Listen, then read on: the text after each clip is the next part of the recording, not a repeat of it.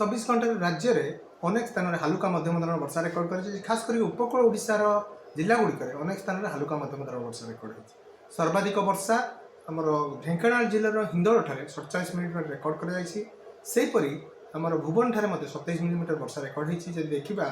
आमर उभय twin city में हालुका वर्षा रेकर्ड होती भुवनेश्वर में 5.1 मिलीमीटर रेकर्ड होता बेले कटक में 3.8 मिलीमीटर वर्षा रेकर्ड कर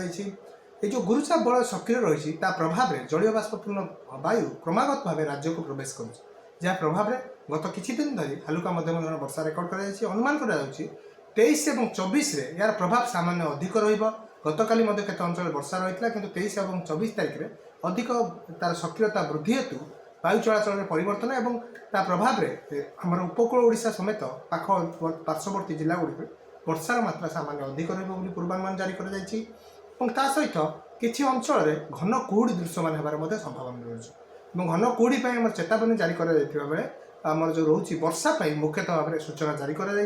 रात्रि तापमात्रा विशेष परिवर्तन संभावना ना एवं वर्तमान जो प्रकार रोचे पाग आगामी 25 तारिख पर्यंत यहीपरि पाग रात्रि और दिन तापमात्रा तारतम्य सामान्य कम रोथुबारु आमर दिन तमाम ठंडा अनुभूत होउछि किंतु कोहला पाग जहाँ अनुमान कर 25 तारिख पर धीरे धीरे हटिबा और 26 रु पाग मुख्यतः भाव में सुखिला रही संभावना रही।